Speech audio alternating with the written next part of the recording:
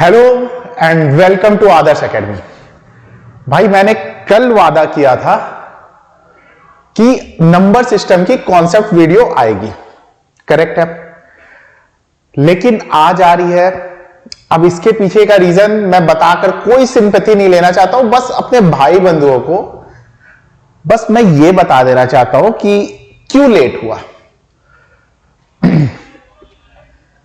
कल जैसे ही सीढ़ी से उतर रहा था मेरा पैर ऐसे घूम गया, लिगामेंट्स टूट गए।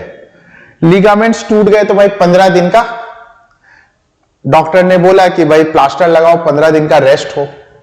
लेकिन एक तरफ मेरी प्रॉमिस भी है कि मैंने आपको बोला है एक के बाद एक वीडियो आती जाएगी और सारे के सारे सिलेबस यूट्यूब पे ऐसा करा दूंगा कि उसके बाद एक भी क्वेश्चन बचना नहीं चाहिए, ठीक है।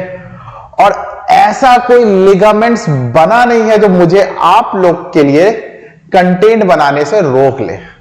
तो भाई ठीक है जो भी पैर का हाल है, लेकिन सारे वीडियोस अपने हद मतलब अपना बेस्ट देते हुए जो मैं आप लोग तक ला सकता हूं वो आता रहेगा, टेंशन नहीं लेना है, ठीक है।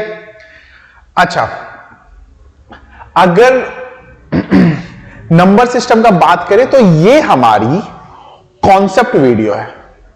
कॉन्सेप्ट वीडियो कहने का मतलब कि जो मैं क्वेश्चंस कराऊंगा लगभग 200 से ऊपर ही के क्वेश्चंस हैं। जो मैं क्वेश्चंस कराऊंगा उन सब का आधार, उन सब का बेस, ठीक है। तो भाई ये वीडियो बहुत इंपॉर्टेंट होने वाली है। सारे कॉन्सेप्ट बहुत ही बेस से बताने वाला हूं मैं, बहुत ही बेस से, तो समझते चलो, ठीक है। अब ये कॉन्सेप्ट वीडियो है, चलो बढ़ते हैं। सबसे पहले हम लोग बात करते हैं कि नंबर्स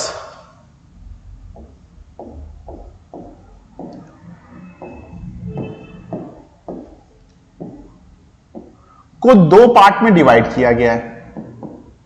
नंबर्स को दो पार्ट में डिवाइड किया गया है। कौन कौन सा पार्ट है भाई? एक हो गया आपका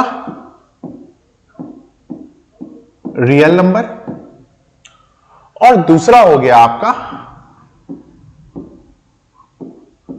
कॉम्प्लेक्स नंबर बोल लो, इमेजिनरी नंबर बोल लो, ठीक है, कॉम्प्लेक्स नंबर।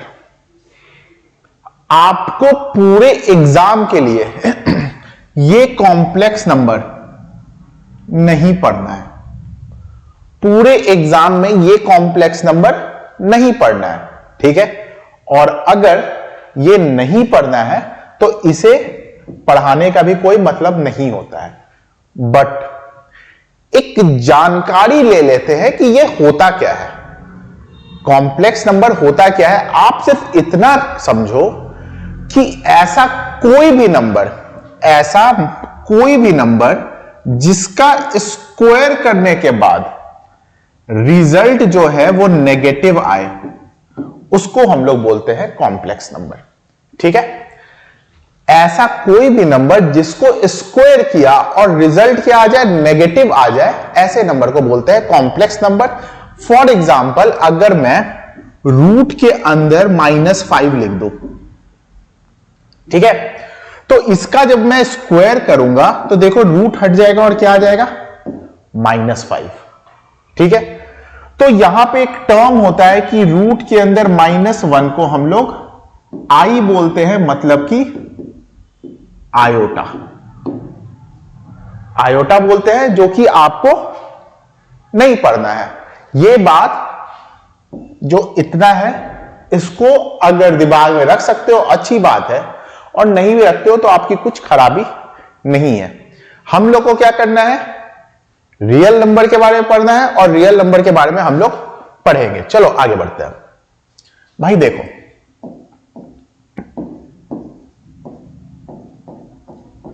रियल नंबर को मतलब कि जो नंबर हम लोग के सिलेबस में है, मतलब की बात करें, है ना, जो नंबर हमारे सिलेबस में है, रियल नंबर को हम लोग दो पार्ट्स में डिवाइड करते हैं।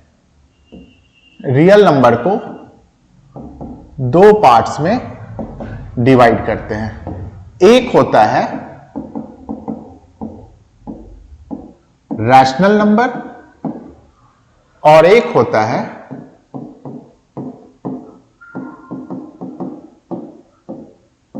Irrational number. इसको हिंदी में बोलते हैं परिमेय संख्या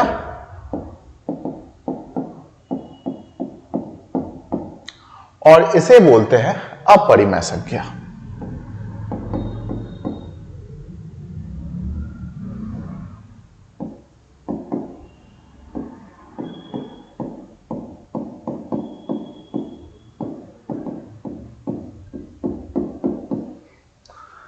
अगर हिंदी के स्पेलिंग में अगर ऊपर नीचे हल्का सा हो जाए तो माफ करना बड़े भाई को, ठीक है।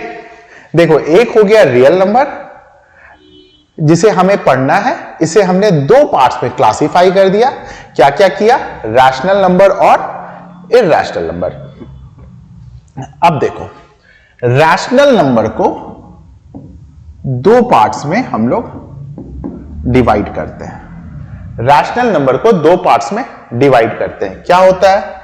एक होता है फ्रैक्शन और एक होता है इंटीजर। एक क्या होता है आपका? फ्रैक्शन और एक क्या होता है? इंटीजर। ठीक है। अब देखो, फ्रैक्शन को हम लोग दो पार्ट में डिवाइड करेंगे। एक हो गया आपका प्रॉपर फ्रैक्शन और एक हो गया आपका इम्प्रॉपर फ्रैक्शन। आज इन सब के बारे में अच्छे से समझते हैं। कुछ और बातें जो हम समझ सकते हैं वो भी समझते हैं, जो एग्जाम के लिए काफी यूजफुल है। ठीक है, तो चलो देखते हैं। सबसे पहले स्टार्ट करते हैं रैशनल नंबर से। रैशनल नंबर है क्या और फिर इर्रेशनल नंबर क्या है, तो चलो देखते हैं। देखो, सबसे पहली बात, रैशनल नंबर, इसे हम लोग बोलेंगे any number which is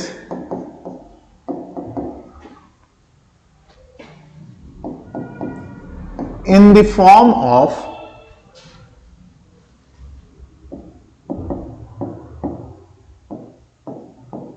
P by Q, जो कि P by Q के फॉर्म में हो, where P and Q are integers and Q is not equal to 0।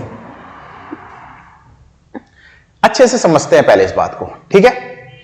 देखो, बार बार बोल रहा हूं, ये जो यूनिवर्सल, जिसका मैंने नाम रखा है यूनिवर्सल सीरीज, इस यूनिवर्सल सीरीज के बाहर एक भी क्वेश्चन नहीं आएगा। इस यूनिवर्सल सीरीज के बाहर एक भी क्वेश्चन नहीं आएगा। तो चलो देखते हैं। जहां पे क्या है, P और Q क्या है? इंटीजर है, और Q जो है वो 0 के इक्वल नहीं है। यह हमारा रैशनल नंबर का डेफिनेशन। इसका मतलब समझते हैं। जैसे कि मान लो कोई संख्या ऐसे दे रखा है 7/4। ये 7 और 4 क्या है? एक इंटीजर है, लेकिन डिनोमिनेटर यानी कि Q नीचे है। Q ये है, ये क्या हो गया? P by Q के फॉर्म में हो गया। Q जो है वो 0 के इक्वल नहीं होना चाहिए। ऐसे संख्या को हम लोग क्या बोलते हैं? रैशनल नंबर बोलते हैं। ठीक है। अब जरा देखो, बार बार मैं सुनता हूं, जनरली मैंने ये बात सुना है अपने स्टूडेंट्स के, कि भाई मान लो 45/0 है। आखिर मैंने यहां पे बोला कि कोई भी नंबर 0 नहीं रहना चाहिए। तो समझो, इस बात को समझो कि जब भी हम लोग बोलते हैं 45/0, तो इसका मतलब कुछ लोग बोलते हैं कि इसका रिजल्ट क्या होता है? इंफिनिटी होता है, और कुछ लोग बोलते हैं इसका मतलब क्या होता है? नॉट डिफाइंड होता है। समझना इस बात को, समझना इस बात को। मान लो कि मैं आपको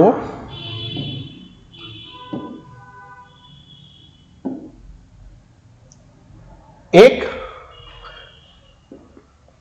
पिज्जा देता हूं, ठीक है।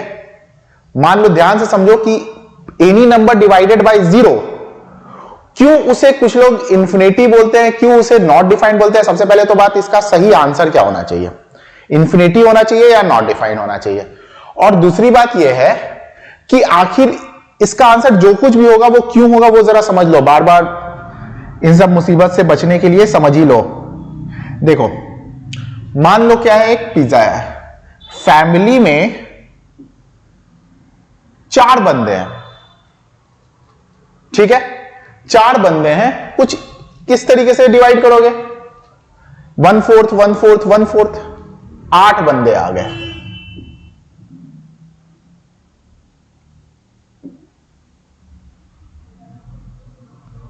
One eighth. अब मैं बोल रहा हूं कि पूरे मालवीय नगर दिल्ली में एक जगह है, ठीक है, और ये आदर्श एकेडमी वहीं पे सिचुएटेड है। तो मैं आपको बोल रहा हूं कि पूरे मालवीय नगर में इसको क्या करो, डिस्ट्रीब्यूट करो। ध्यान से समझना, मालवीय नगर में कितने लोग होंगे, मान लेते हैं ऐसा कि 50,000 लोग होंगे। मालवीय नगर में कितने लोग हैं, 50,000 लोग हैं।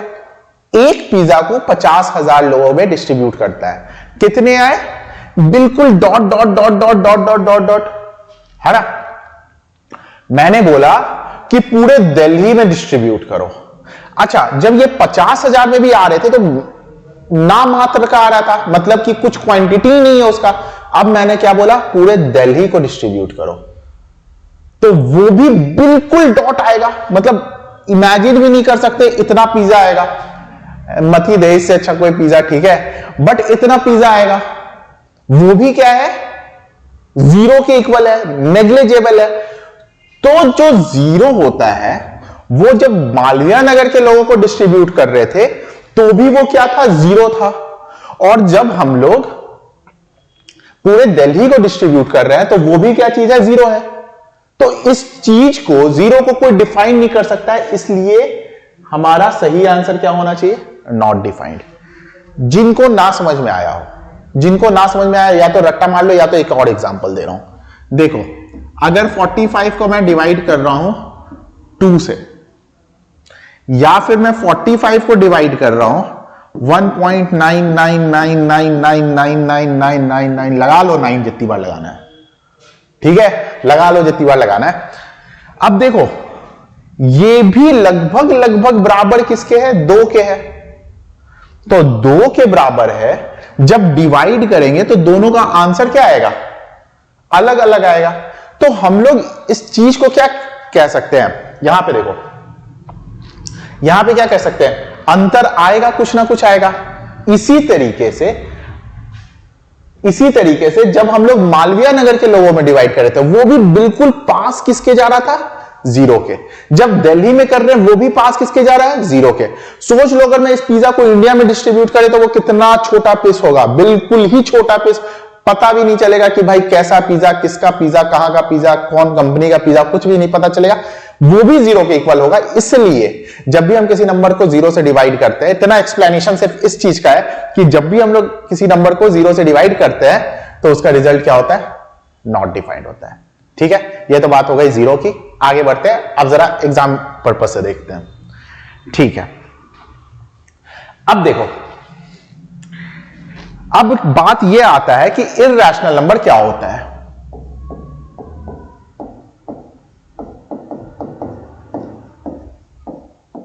इररेशनल नंबर क्या होता है, तो देखो, इररेशनल नंबर वो होता है, इसके लिए याद रखना, non terminating and non repeating. भाई ये ना खत्म होगा ना रिपीट होगा। फॉर एग्जाम्पल, जब आप रूट अंडर 2 को करोगे, रूट अंडर क्या करोगे 2 को कैलकुलेट करोगे तो ये कुछ 1.414, ठीक है। इसी हिसाब से आगे बढ़ता जाएगा और ये नंबर ना अपने आप को रिपीट कर रहा होगा ना अपने आप को टर्मिनेट कर रहा होगा। तो ये क्या है, इररेशनल नंबर है। क्लियर है? चलो आगे बढ़ते हैं। तो हमारा रैशनल नंबर और इररेशनल नंबर दोनों का दोनों क्लियर हो चुका है। हमारा रैशनल नंबर और इररेशनल नंबर दोनों का दोनों क्लियर हो चुका है। रैशनल नंबर वैसा नंबर जो p बाई क्यू के फॉर्म में हो, p और q इंटीजर है और q 0 के इक्वल नहीं है। इररेशनल नंबर जो कि नॉन टर्मिनेटिंग, कभी रुके नहीं, कभी थके नहीं और कभी अपने आप को दोहराए नहीं, यानी कि नॉन टर्मिनेटिंग और नॉन रिपीटिंग हो, ठीक है। चलता रहेगा, अलग अलग नंबर आता रहेगा। जैसे कि पाई इज इक्वल टू क्या होता है 22/7। बहुत एग्जाम में आप लोग ये वैल्यू पुट करते होंगे, हालांकि इसके ऊपर कुछ समझाने को बात है, लेकिन मैंने आपको क्या बोला, इस वीडियो में सारे वैसे चीज मिलेंगे जो कि एग्जाम पर्पस से हो, ठीक है। तो भाई यहां पे कॉन्सेप्ट क्या है, पाई इज इक्वल टू 22/7। अब इसके ऊपर डिस्कशन करने के लिए नहीं आएगा एग्जाम में, तो इसके ऊपर डिस्कशन करने के लिए तो बहुत कुछ है, लेकिन हम लोग नहीं करेंगे। सीधा समझ लेते हैं कि जब इसका वैल्यू करोगे तो 3.14 समथिंग आता रहेगा, जो कि क्या है, non terminating and non repeating. तो ये क्या है, पाई का, ये आपका इधर आ जाएगा। इसके ऊपर देखो ये एग्जैक्ट वैल्यू नहीं है, हम लोग कभी अलग से वीडियो बना के इसके ऊपर बात कर लेंगे कि क्या इसकी कहानी है, बट यहां पे ये समझना है। आगे चलते हैं। अब जरा चलते हैं फ्रैक्शन के ऊपर। देखो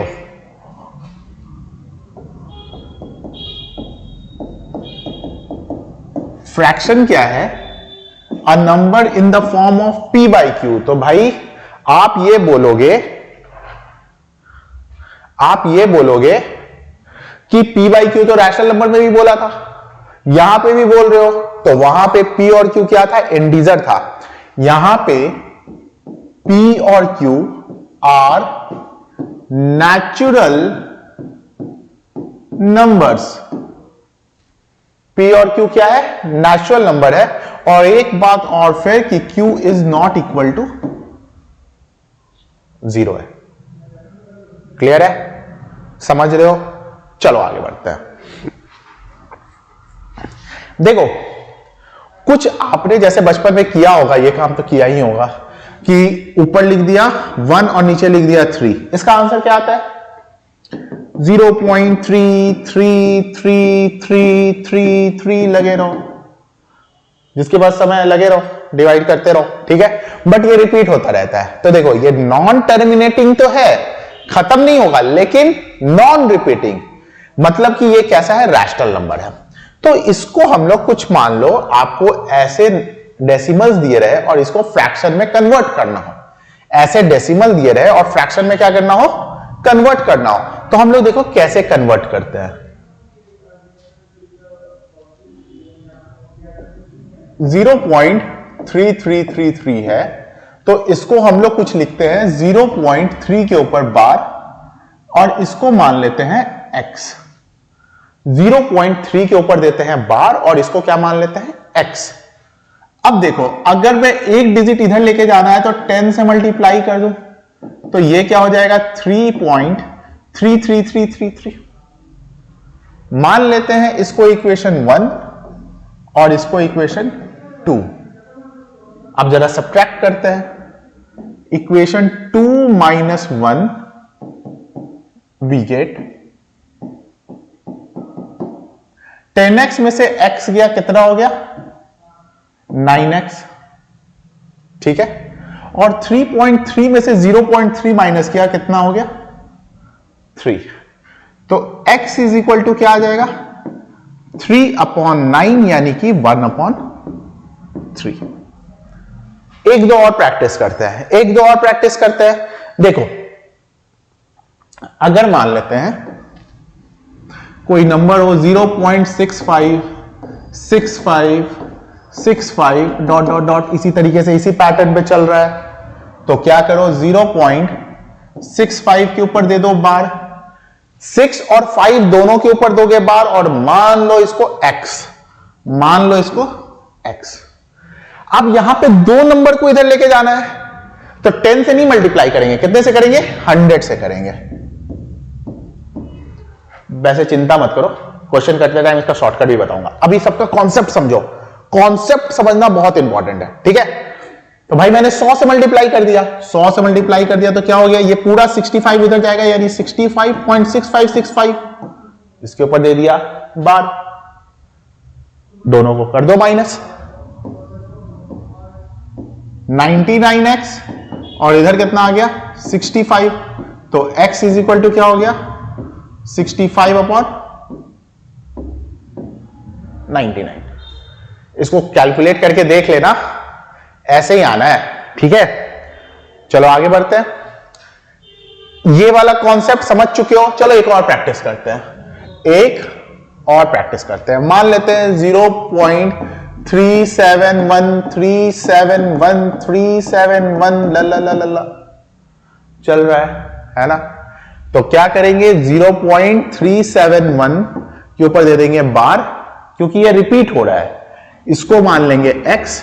तो भाई 3 डिजिट इधर लेके जाना है, तो ले लेंगे 1000, x इज इक्वल टू 371.371 के ऊपर बार। अब क्या करेंगे, अब करेंगे सब्ट्रैक्ट, हो जाएगा 999x इज इक्वल टू 371, तो x इज इक्वल टू क्या हो जाएगा 371/999। क्लियर है, क्रिस्टल ऑल क्लियर है भाई, सब कुछ क्लियर होना चाहिए कॉन्सेप्ट, ठीक है। यहां तक कैसे कन्वर्ट कर रहे हैं समझ में आना चाहिए। चलो आगे बढ़ते हैं। यहां तक जो नंबर सिस्टम का ऐसा कॉन्सेप्ट दे देंगे जो कि बाद में क्वेश्चन होएगा, लगभग 200 प्लस क्वेश्चन है, मैं बता रहा हूं, ऐसे सॉल्व होगा, ठीक है। चलो आगे बढ़ते हैं। अच्छा, अब जरा आते हैं इंटीजर पे, ठीक है। इंटीजर पे आते हैं, इंटीजर क्या होता है। तो इंटीजर के बारे में जानना है तो चलो दूसरे तरीके से समझते हैं।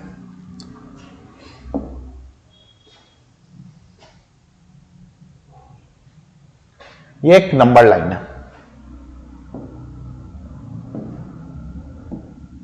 ये 0 1 2 3 4 5,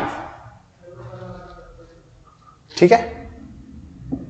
-1 -2 -3 -4 -5, ठीक है। देखो इस साइड क्या हो गया, पॉजिटिव नंबर, ये हो गया आपका 0, और इसके लेफ्ट साइड आएंगे तो क्या होएगा, नेगेटिव नंबर।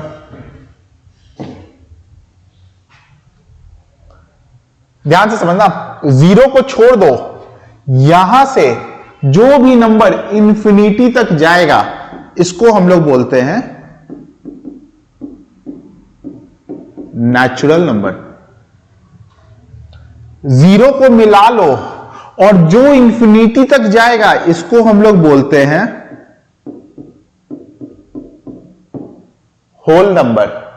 समझ रहे हो बात को, 0 को छोड़ दो, 1 से इंफिनिटी तक जाएगा, ये क्या है, नेचुरल नंबर। 0 को मिला लो, पूरा इंफिनिटी तक जाएगा, ये क्या है, होल नंबर। और अपना इधर वाले नंबर को क्या बोलेंगे, अपना, कहां गया, हां, अपना इधर वाले नंबर को क्या बोलेंगे, इधर वाले नंबर को बोलेंगे नेगेटिव नंबर। ये तो पहले ही डिस्कशन हो रखा है। और इन सारे नंबर्स को क्या बोलेंगे, इंटीजर। तो इंटीजर का एक और चीज, इंटीजर का number any number which is in the form of p/q where q is equal to 1। where q is equal to 1 is called integer. Any number which is in the form of p by q where q is equal to 1 is called integer. ठीक है, clear है, समझ रहे हो? चलो आगे बढ़ते हैं.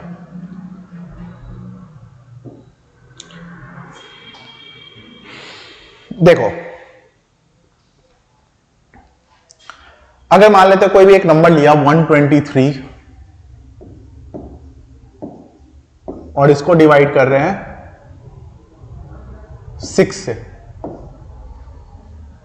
123 एक नंबर लिया, इसको डिवाइड कर रहे हैं 6 से, तो 12 आ जाएगा. 2 बार में 0, 3 को उतार दिया. अब ये नहीं होएगा तो यहां पे 20 आ गया, यानी कि इतना तक हम लोग डिवाइड कर सकते हैं. तो देखो, ये जो 20 आया इसको हम लोग बोलते हैं क्वोशंट. ये जो 123 है इसको बोलते हैं डिविडेंड. ये जो 6 है इसको बोलते हैं डिवाइजर. और जो लास्ट में बचा है इसको क्या बोलते हैं? रिमाइंडर. तो बहुत ही एक प्यारा सा फॉर्मूला है. क्या फॉर्मूला है वो? कि भाई dividend is equal to divisor into quotient plus remainder. Dividend is equal to divisor into quotient plus remainder. ठीक है, ये आपका क्या है भाई? ये आपका बहुत ही प्यारा सा फॉर्मूला, बहुत ही यूजफुल फॉर्मूला है, बहुत यूजफुल फॉर्मूला है. ठीक है, चलो फिर इस फॉर्मूले के ऊपर क्या क्या हो सकता है वो जरा देख लेंगे. और इसके पहले कुछ जो कॉन्सेप्ट वाले टर्म है वो आपको आने चाहिए. जैसे कि कॉन्सेप्ट वाले टर्म क्या क्या है? फैक्टर्स. देखो, सारे बात को ना नोट करते चलो. मैं हमेशा बोलता हूं कि सारे बात को नोट करते चलो, क्योंकि अगर नोट बना रहेगा तो आपके लिए भी क्या रहेगा? काफी आसान रहेगा. अब देखो, बात ये होता है, ये फॉर्मूला को एकदम जैसे कि दिमाग में रख लो. मैं बता रहा हूं, कम से कम मेंस में इसके 40 से 50 क्वेश्चन तो मैं कराऊंगा इसी के. ठीक है, 40 से 50 क्वेश्चन. सोचो, इस छोटे से जो कि फॉर्मूले के, जो कि आई थिंक 8th या 9th में बता दिया जाता है, उसमें एसएससी प्रीलिम्स मेंस में 40-50 बार पूछ दिया है. तो कुछ तो बात रहेगा इस फॉर्मूला में. तो इस फॉर्मूले में क्या क्या खेला जा सकता है, कैसे कैसे वो मैनिपुलेट करेंगे, क्वेश्चन करते टाइम हम लोग समझेंगे. लेकिन अभी ये फॉर्मूले को हम लोग नोट कर लेते हैं. अभी आगे तो बहुत कुछ है, अभी आगे तो बहुत कुछ है. अभी तो जस्ट हमने क्या किया है, स्टार्टर का मतलब बस स्टार्टर लिया है अभी एक. तो अभी तो पूरा स्टार्टर भी खत्म नहीं हुआ है. स्टार्टर मतलब कॉन्सेप्ट वीडियो. उसके बाद मेन कोर्स आएगा अपना, ये क्या कहते हैं, पूरा क्वेश्चंस. और लास्ट के जब पार्ट्स में चलेंगे, जब मैं बोलूंगा कि अब आप लोग कंप्लीट कर चुके हो, वो मतलब मैं आपको डेजर्ट दे रहा हूं. ठीक है, वो मैं आपको डेजर्ट दे रहा हूं. तो चलो फैक्टर्स का मतलब समझते हैं. फैक्टर्स क्या होता है? अगर मान लो मैंने एक टर्म दे दिया 36. 36 को कैसे लिख सकते हैं? 36 को लिख सकते हैं 2 into 18. 36 को लिख सकते हैं 3 into 12. 36 को लिख सकते हैं 4 into 9. 36 को लिख सकते हैं 6 into 6. बहुत तरीका है लिखने का, है ना? तो ये जितने भी तरीके हैं, जितने भी नंबर आए जो कि उसको डिवाइड कर रहे हैं, ये सारे के सारे क्या है? फैक्टर्स है. ये सारे के सारे क्या है? फैक्टर्स है. मतलब कि अगर मैं 36 के फैक्टर्स का बात करूं, 2 भी है, 3 भी है, 4 भी है, 6 भी है, 9 भी है, 12 भी है, 18 भी है, और 36 तो होगा ही होगा. ठीक है, अब यहां से एक बात आता है. अब यहां से एक बात आता है. फैक्टर्स अगर आप समझ चुके हो, फैक्टर्स क्या हो गए? हमने सारे इसके जिनसे इसे डिवाइड होते हैं वो निकाले. तो देखो,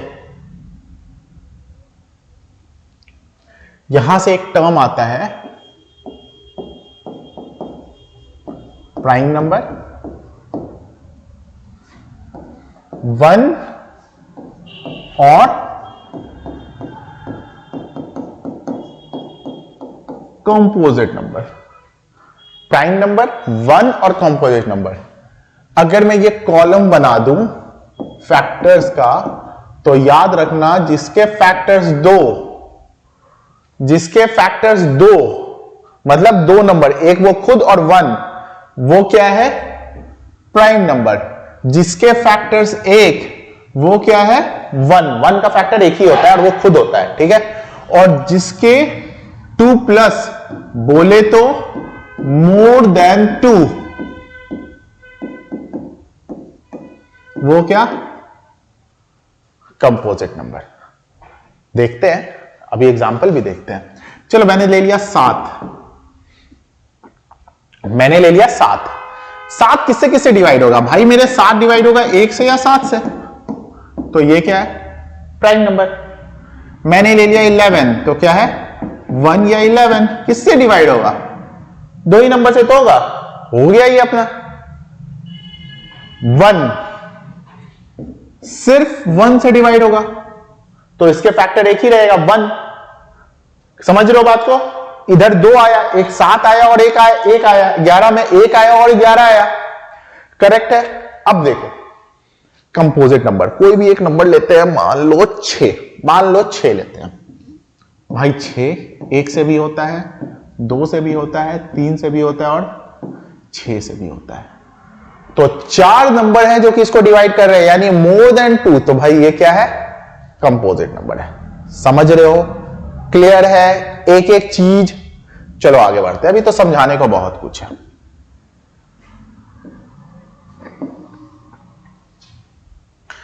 आते हैं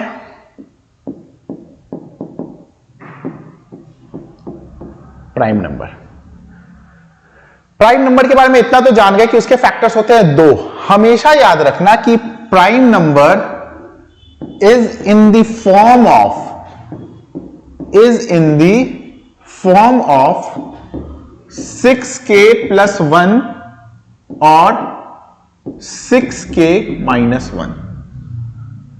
ये मूर्खता मत करना कि हर एक 6k + 1 या 6k - 1 प्राइम नंबर होगा। लेकिन ध्यान से सुनो मैं जो बोल रहा हूं, बहुत फतेह की बात है। 6k + 1 और 6k - 1 जो भी नंबर होगा वो प्राइम नंबर है, ऐसा जरूरी नहीं है। लेकिन जो भी प्राइम नंबर है वो 6k + 1 या 6k - 1 हो, यह जरूरी है। फिर से एक बार फिर से, जो भी नंबर 6k + 1 या 6k - 1 के फॉर्म में आए वो प्राइम नंबर हो, जरूरी नहीं है। लेकिन जो भी नंबर प्राइम नंबर है वो 6k + 1 या 6k - 1 के फॉर्म में रहे, ये जरूरी है। इसको एक्सप्लेन कर लेते हैं, थोड़ा कंफ्यूजिंग बात हो गया, एक ही चीज इधर इधर आ रहा है, थोड़ा कंफ्यूजिंग बात हो गया, थोड़ा एक्सप्लेन कर लेते हैं, अच्छे से समझते हैं, ठीक है। चलो समझते हैं। भाई मेरे एक प्राइम नंबर लेते हैं, मान लो 13 लिया, ठीक है। फ्रेश पेज पे करते हैं। मान लो 13 लिया, 13 को क्या लिख सकते हैं? 6 × 2 + 1, 6k + 1 इस फॉर्म में है ना, 6k + 1। मैंने लिया 19, 6 × 3 + 1 यानी क्या है? 6k + 1 है ना, 6k + 1। लेकिन लेकर देखो 25, ये क्या है? 6 × 4 + 1। लेकिन यहां पे ये जो है वो प्राइम नंबर नहीं है, क्योंकि 25 तो 5 से भी जो होता है। समझ रहे हो बात को? तो मैं यही बोलना चाह रहा हूं कि जो भी प्राइम नंबर है, 37 ले लो और भी कोई भी प्राइम नंबर ले लो, वो हमेशा 6k + 1 या 6k - 1 के फॉर्म में रहेगा। लेकिन हर एक वो नंबर जो 6k + 1 और 6k - 1 के फॉर्म में है वो जरूरी नहीं है कि प्राइम नंबर हो, ठीक है। ये एसएससी में पूछा गया है क्वेश्चन, एमसीक्यू में वो अपने एंड से पूरा कोशिश किया था कि आपको कंफ्यूज कर दे, लेकिन आपको कंफ्यूज नहीं होना है। फिर से एक बात, जो भी 6k + 1 या 6k - 1 के फॉर्म में वो प्राइम नंबर हो, या ना हो, ये दोनों पॉसिबिलिटी है। ठीक है, 6k + 1 6k - 1 में जो भी नंबर है वो प्राइम नंबर हो भी सकता है, नहीं भी हो सकता है, लेकिन जो प्राइम नंबर है वो 6k + 1 और 6k - 1 के फॉर्म में होएगा। ठीक है, क्लियर, समझ गए? आगे बढ़ते हैं। एक बात और, अच्छा, हमने नंबर ऑफ फैक्टर्स के बारे में बात कर लिया है कि भाई क्या होता है, प्राइम नंबर का 2 रहता है। ठीक है, प्राइम नंबर का क्या रहता है, नंबर ऑफ फैक्टर्स 2 रहता है। तो अब जरा आगे बढ़ते हैं प्राइम नंबर के बाद कि कैसे पता करेंगे कि कौन प्राइम नंबर है या नहीं है। हाउ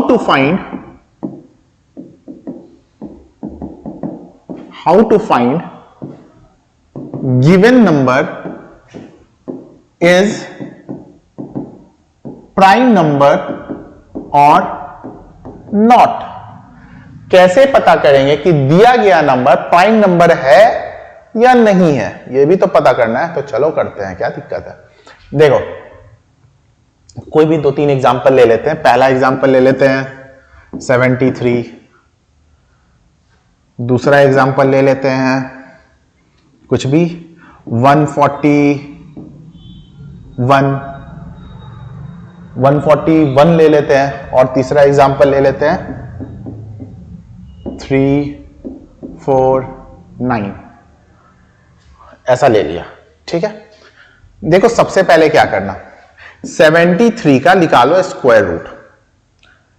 ध्यान से समझो, पॉइंट में निकालने की जरूरत नहीं है। देखो 8 का स्क्वायर 64 होता है, 64, और 9 का स्क्वायर 81 होता है, यानी कि 8 पॉइंट समथिंग होगा। तो हम लोग 8 पे आ जाओ। ठीक है, अब 8 से नीचे जितने भी प्राइम नंबर है उसे चेक करो। क्या ये 7 से डिवाइड होता है? नहीं। और कौन सा है? क्या ये 7, मतलब 8 से नीचे प्राइम नंबर कौन कौन है? 5 है। क्या ये 5 से डिवाइड होता है? नहीं।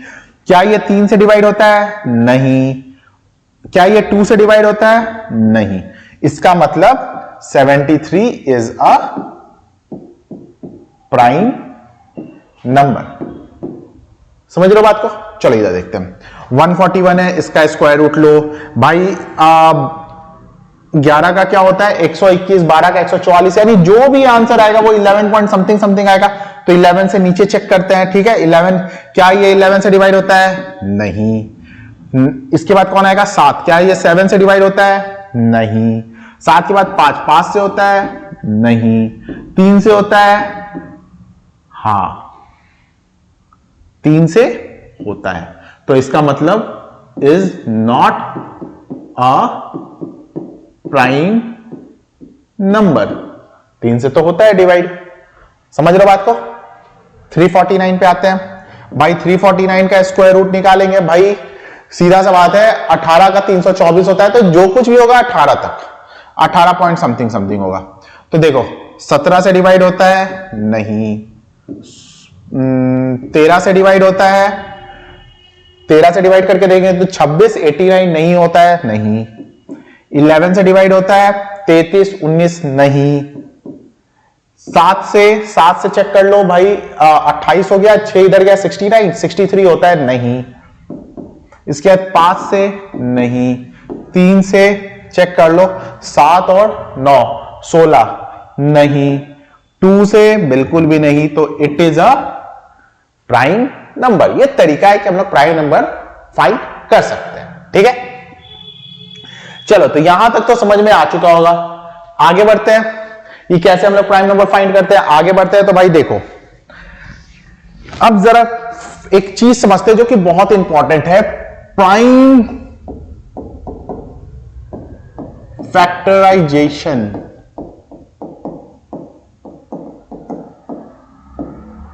पता नहीं प्राइम फैक्टराइजेशन में कहीं कहीं लोग एस देखते हैं, कहीं कहीं पे लोग जेड देखते हैं। ये ब्रिटिश इंग्लिश और अमेरिकन इंग्लिश लड़ रहे हैं, लड़ने दो। ठीक है, अपना काम है मैथ्स करना, तो मैथ्स करते हैं। ठीक है, चलो देखते हैं। यहां पे अगर मान लो 192 ले लो, चलो ठीक है। 192 का अगर प्राइम फैक्टराइजेशन करने के लिए बोले तो हम लोग क्या करते हैं? 2 से किया 96, 2 से किया 4, 8, 2 से किया 2, 4, 2 से किया 1, 2, 2 से किया 6, 2 से किया 3, 3 से किया 1। तो देखो इसको लिख सकते हैं 192 को लिख सकते हैं 2 का पावर 1 2 3 4 5 6 और 3 का पावर 1, 2 का पावर 6 और 3 का पावर 1, ये हम लोग लिख सकते हैं 192 को। अच्छा, अब आपसे क्वेश्चन क्या क्या पूछता है, किस किस तरीका का क्वेश्चन पूछता है वो समझो। आपसे पूछेगा find number of factors, find number of factors, ठीक है। तो यहां से रिलेट करेंगे, पहले एक समझ लो, कोई भी एक नंबर है n और इसको हमने लिख दिया x का पावर a इंटू y का पावर b इंटू z का पावर c, अगर ऐसे लिखा हुआ है तो देखो number of factors, number of factors निकालने का तरीका है a plus 1 multiplied by b plus 1 multiplied by c plus 1। जो भी ऊपर पावर आया है, ठीक है, सबसे पहली बात क्या है कि हमने सिंपलेस्ट फॉर्म में ले आया इस तरीके से, उसके बाद जो भी इसके ऊपर पावर आया सबको 1 1 प्लस करके क्या करना है, मल्टीप्लाई कर देना है।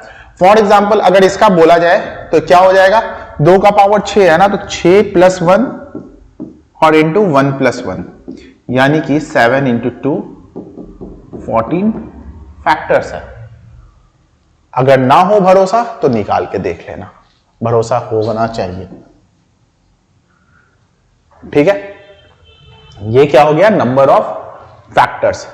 अच्छा, अब अगर पूछा जाए number of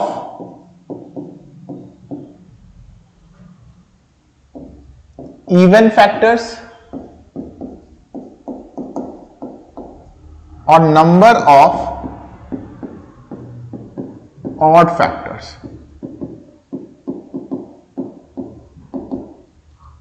number of even factors और नंबर ऑफ ऑड फैक्टर्स निकालने के लिए बोला जाए तो देखो, मान लेते हैं कोई एक नंबर है, मैं यहां पे, चलो यहां पे लिख दे रहा हूं, मान लो कोई एक नंबर है n, 2 का पावर a, 3 का पावर b, 5 का पावर c और 7 का पावर d, ठीक है। यहां पे भी सेम नंबर ले लेते हैं। नंबर क्या है, 2 का पावर a, 3 का पावर b, 5 का पावर c और 7 का पावर d। कोई एक नंबर है जो कि इस फॉर्म में है, ठीक है। अब देखो इसमें नंबर ऑफ इवन फैक्टर्स और नंबर ऑफ ऑड फैक्टर्स कैसे कैलकुलेट करें, तो ध्यान से समझना है कि ऑड फैक्टर्स में क्या करोगे। सबसे पहले ऑड फैक्टर्स का बात करते हैं। ऑड नंबर क्या होता है, ऑड नंबर वैसी संख्या जो कि 2 से डिवाइड ना हो, तो 2 को हटा दो, वैसी संख्या जो 2 से डिवाइड ना हो तो 2 को हटा दो मेरे भाई। सिर्फ क्या कर दोगे, b प्लस 1, c प्लस 1 और d प्लस 1, 2 के फैक्टर्स को हटा दो। सबसे पहले हमारा चीज क्या होता है कि प्राइम फैक्टराइजेशन करो, बहुत ही सिंपलेस्ट फॉर्म में, एकदम सिंपलेस्ट फॉर्म में कर दिया। अब क्या किया कि ऑड फैक्टर्स पूछ रहा था, तो ऑड फैक्टर्स क्या होता है कि भाई जो कि जिसमें 2 ना हो तो 2 को हटा दो ना, बचे हुए नंबर को निकाल दो, ये हमारा हो गया ऑड फैक्टर्स। अब आते हैं इवन फैक्टर्स। तो देखो इवन फैक्टर्स क्या होता है, इसमें a, ये क्या हो जाता है, अच्छा इवन फैक्टर्स का क्या हो जाएगा, a इंटू b प्लस 1, फिर c प्लस 1 और d प्लस 1, ये हमारा क्या आ जाएगा, इवन फैक्टर्स आ जाएगा। ये सारे फॉर्मूले को नोट करते जाओ, बहुत ही इंपॉर्टेंट है, एग्जाम में डायरेक्ट क्वेश्चन पूछा जाएगा, ठीक है। तो चलो एक एग्जांपल लेते हैं, एक एग्जांपल लेते हैं 144। तो देखो 144 को क्या लिख सकते हैं, सबसे पहले करेंगे प्राइम फैक्टराइजेशन। 144, 2 किया 72, 2 किया 36, 2 किया 18, 3 नहीं 2 किया 9, 3 किया 3 किया 1, यानी कि आ गया हमारा 2 का पावर 1 2 3 4, 3 का पावर 2, यही है। ठीक है भाई, आपसे पूछे number of factors, number of factors क्या कर दोगे आप? कर दोगे 4 + 1 इंटू 2 + 1 यानी कि 5 into 3। Number of odd factors, odd factors में 2 को हटा दो, क्या कर देंगे 2 + 1 इंटू 1 यानी कि 3 हो जाएगा। ठीक है, नंबर ऑफ इवन फैक्टर ये हो गया 4 और 3 + 1 यानी कि 4 इंटू 4 यानी कि